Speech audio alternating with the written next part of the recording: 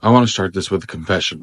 I've led worship, preached the gospel, stood on stages, and sang about the goodness of God. But there was a season where I didn't feel it anymore. Not because I stopped believing, but because I was burned out, dried up, and honestly just numb. So let me back up and tell you the real story behind the season I went spiritually dry. I was working full-time in sales, high pressure, high stress, nonstop. You wake up thinking about quotas. You go to bed feeling like a failure if you didn't hit them. I was constantly on edge, phone glued to my hand, always worried about the next deal, the next client, the next email. I was successful by the world's standards, but my soul was wrecked. Somewhere in the middle of all that, food became my escape.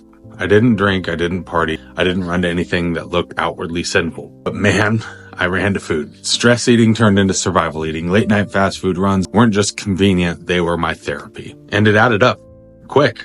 I gained over 150 pounds. Not slowly, not subtly. I felt heavy physically, yes, but even heavier spiritually. Every step up those stairs to the stage felt like climbing a mountain. Not just because of my body, but because of my spirit. It felt like I was dragging dead weight inside and out. But here's the twist most people don't see. I was still leading worship, still raising my hands, still playing the chords, singing the harmonies, saying all the right things, but on the inside, I was numb. I wasn't angry at God. I hadn't walked away. I just felt empty, like I was performing the motions of faith without feeling the presence of God. And that's a hard place to be, especially when you're in ministry, because people don't expect leaders to be dry. They expect strength. They expect energy.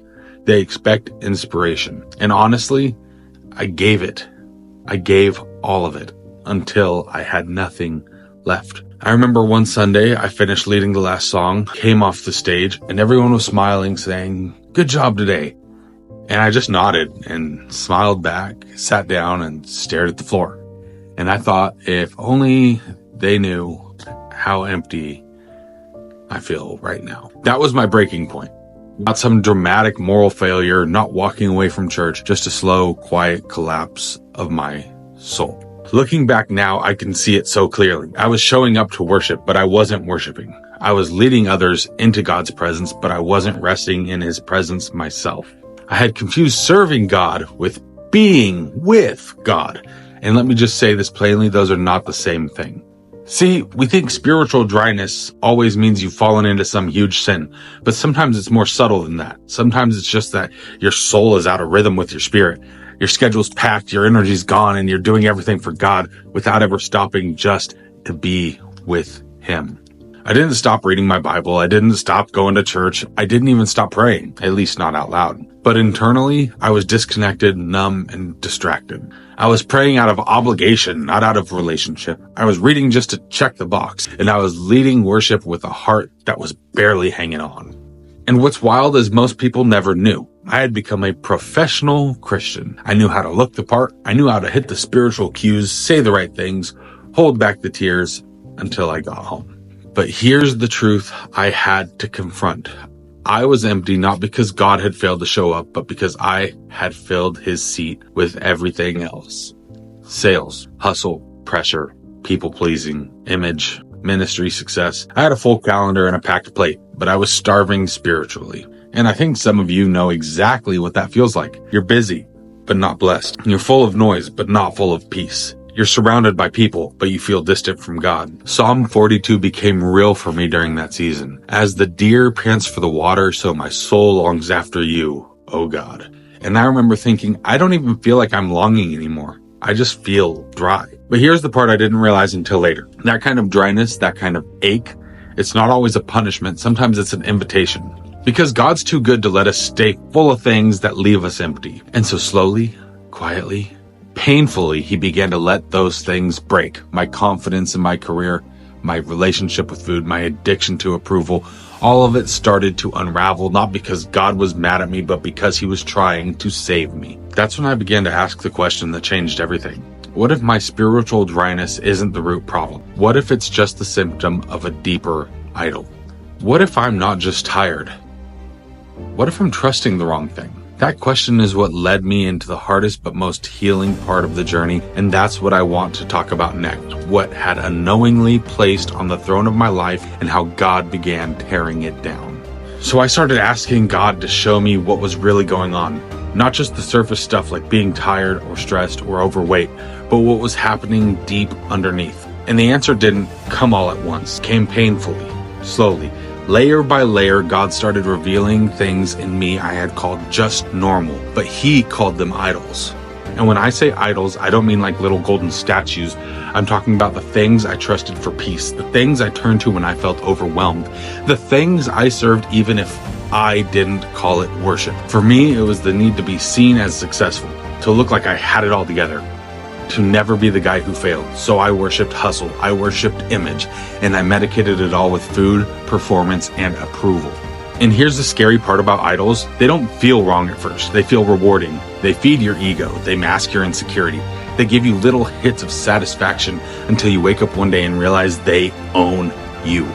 I was so busy trying to prove I was doing well that I didn't even notice I had stopped letting God define what well looked like.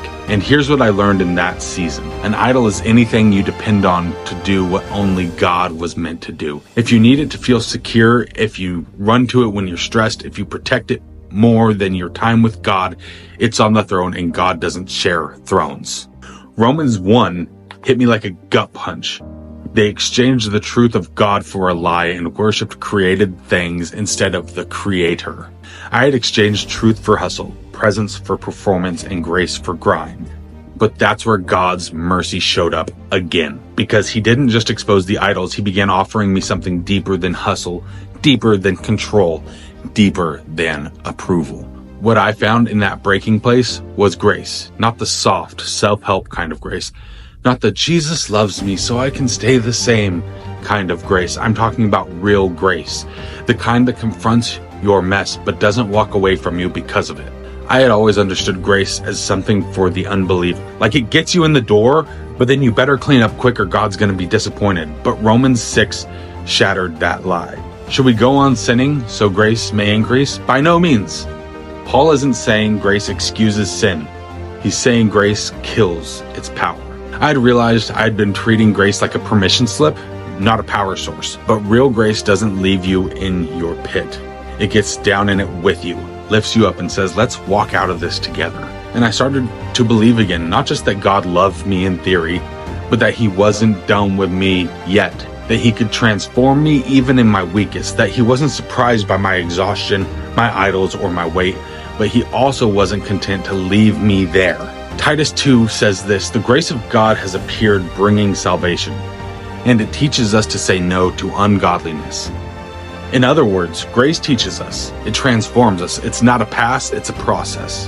And in that process, I started seeing change. Not overnight, not with a perfect track record, but real, slow, lasting change. But here's the thing I didn't expect.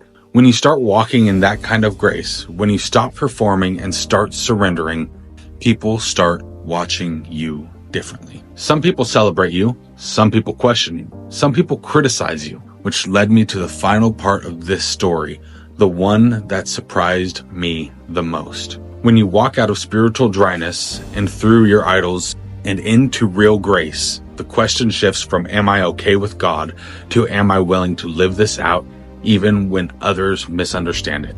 That's what we'll talk about in the last part, how to walk with boldness and balance in a world that thinks you're either too soft or too harsh. By the time I started walking in real grace, grace that convicts and empowers, I expected everything to finally feel easy. But it didn't. What actually happened was tension. Tension between who I used to be and who I was becoming. Tension between the expectations of people and the calling of God. Some people wanted the old me, the version that stayed quiet, stayed safe, didn't rock the boat. Some people thought the new version was too harsh. Others thought I wasn't bold enough. And that's when I realized something no one really tells you. The moment you start living with truth and grace, you'll offend people on both sides. One side will say, you're too judgmental. The other side will say, you're too soft. And you know what? That means you're probably getting close to how Jesus lived. Because Jesus didn't fit into their categories either. He wasn't a political pawn. He wasn't a soft-spoken life coach. And he wasn't a megaphone preacher yelling from the street corner. He was bold enough to flip the tables and gentle enough to kneel beside a woman caught in sin. John 1:14 says, the Word became flesh and made his dwelling among us, full of grace and truth. Not grace or truth. Not 50-50, full of both. But most of us live like it's one or the other. We either hide behind truth and use it like a weapon, or we hide behind grace and use it like an excuse.